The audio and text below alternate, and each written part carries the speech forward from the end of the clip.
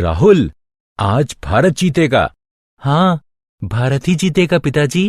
Run rate का graph देखो, Bharat West Indies से ऊपर है। पिताजी, मैं समझ नहीं पा रहा हूं कि यह ग्राफ क्या दर्शा रहा है। बेटा, मूलतः ये एक्स अक्ष और वाई अक्ष को दर्शा रहा है, जिसमें ओवर के हिसाब से रन रेट दिया है। ठीक है, क्या आप मुझे इसके बारे में और ज्यादा बताएंगे? हाँ, क्यों नहीं, निश्चित रूप से। इस पाठ में आप निर्देशांक ज्यामिति की अवधारणाओं के बारे में जानेंगे। उद्देश्य: इस पाठ के अंत में आप निम्न करने में सक्षम हो जाएंगे। दो निर्देशांकों के बीच की दूरी को ज्ञात करना, रेखाखंड को अनुपात में विभाजित करना, त्रिभुज का क्षेत्रफल निकालना जिसके शीर्ष दिए हों।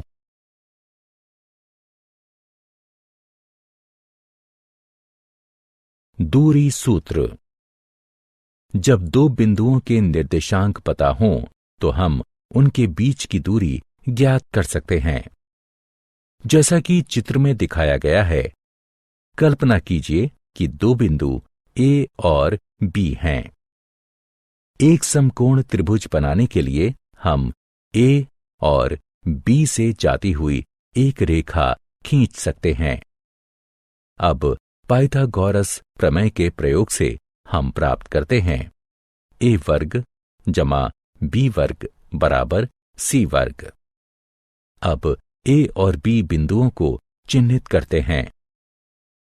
एक्स ए का अर्थ है बिंदु ए का एक्स निर्देशांक, वाई ए का अर्थ है बिंदु ए का वाई निर्देशांक। क्षैतिज दूरी ए एक्स ए घटा एक्स बी है।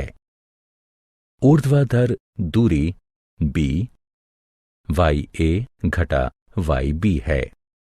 अतः अब हम समीकरण को सी के लिए हल कर सकते हैं, जो कि दोनों बिंदुओं के बीच की दूरी है। यह होगा सी वर्ग बराबर ए वर्ग जमा बी वर्ग। अब ए और बी का मान रखने पर हमें प्राप्त होता है सी वर्ग बराबर एक्स ए घटा एक्स बी का वर्ग जमा वाई ए घटा वाई बी का वर्ग।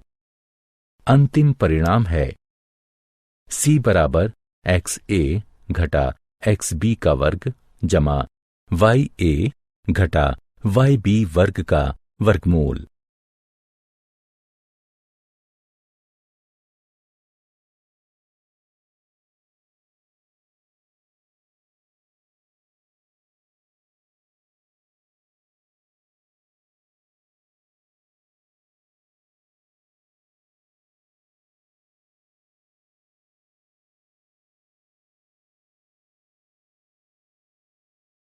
उदाहरण: चित्र में दिखाए गए बिंदुओं के बीच की दूरी को ज्ञात करें। हल: दूरी सूत्र के द्वारा सी बराबर एक्स ए घटा एक्स बी का वर्ग जमा वाई ए घटा वाई बी का वर्ग का वर्गमूल। अतः इस समीकरण को हल करने पर हमें सी बराबर 11.66 प्राप्त होगा। एक्स और वाई के बीच संबंध ज्ञात करें, जहां बिंदु एक्स वाई बिंदुओं 6, 2 और 8, 4 से समदूरस्थ हों। हल: हम मान लेते हैं कि P एक्स वाई बिंदु A 6, 2 और B 8, 4 से समदूरस्थ है। प्रश्न के अनुसार AP बराबर है BP के, इसलिए AP का वर्ग बराबर होगा BP वर्ग के। अतः नीचे दिए गए समीकरण को हल करने पर हमें x जमा y बराबर 10 प्राप्त होगा। विभाजन सूत्र: विभाजन सूत्र बिंदु P एक्स वाई जो बिंदुओं A x1 y1 और b x2 y2 को मिलाने वाले रेखाखंड को आंतरिक रूप से m1 m2 के अनुपात में विभाजित करता है। उसके निर्देशांक हैं m1 x2 जमा m2 x1 बटे m1 जमा m2 m1 y2 जमा m2 y1 बटे m1 जमा m2। इसका ग्राफीय निरूपण नीचे दिए चित्र में देख सकते हैं। विशिष्ट स्थिति, रेखाखंड का मध्य बिंदु रेखाखंड को 1/1 के अनुपात में विभाजित करता है।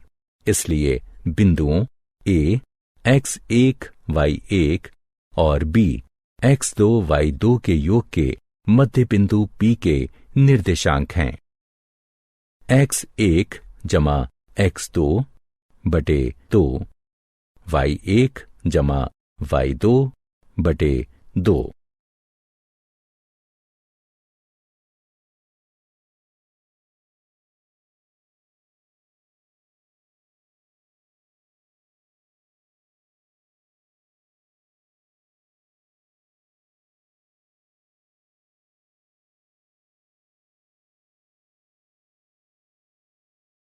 उदाहरण, बिंदुओं A -5, 8 और B 1, -7 को मिलाने वाले रेखाखंड को बिंदु -3, 2 किस अनुपात में विभाजित करेगा? हल, मान लेते हैं अनुपात k/1 है। विभाजन सूत्र के अनुसार -3, 2 बराबर k -5 बटे k जमा 1, -7 k जमा 8 बटे k जमा 1। इसलिए -3 बराबर k -5 बटे k जमा 1, -3 गुणन k जमा 1 बराबर k -5, -3k -3 बराबर k -5, -3k k बराबर -5 जमा 3, -4k बराबर -2, k बराबर 1/2 के, अतः अनुपात k/1 बराबर 1/2 हुआ।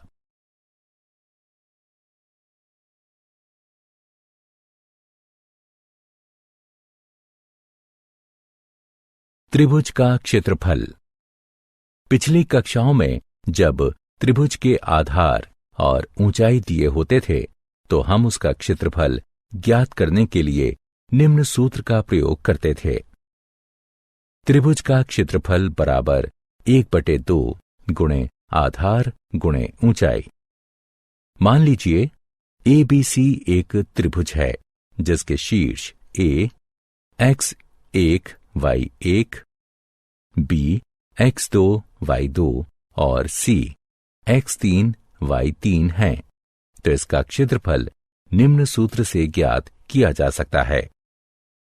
त्रिभुज का क्षेत्रफल बराबर 1/2 गुणन x1 इंटू y2 ऋण y3 जमा x2 गुणन y3 ऋण y1 जमा x3 गुणन y1 ऋण y2। उदाहरण, बिंदुओं A 1 4, B 2 3 और C 4 2 से बनने वाले त्रिभुज का क्षेत्रफल ज्ञात कीजिए। हल, त्रिभुज के क्षेत्रफल के सूत्र के अनुसार त्रिभुज का क्षेत्रफल बराबर 1/2 गुणन x1 गुणन y2 ऋण y3 जमा x2 गुणन y3 ऋण y1 जमा x3 गुणन y1 ऋण y2 हमारे पास है। त्रिभुज का क्षेत्रफल बराबर 1/2 1 गुणन 3 ऋण 2 जमा 2 गुणन 2 ऋण 4 जमा 4 गुणन 4 ऋण 3। गणना करने पर हमें प्राप्त होता है त्रिभुज का क्षेत्रफल बराबर 1/2 वर्ग इकाई। क्या आप जानते हैं फ्रांसीसी गणितज्ञ रेने डेकार्टेस ने निर्देशांक ज्यामिति का विकास किया। डेकार्टेस ने अपने विचारों को 1637 में ला ज्योमेट्री यानी ज्यामिति नामक टीका में प्रकाशित किया।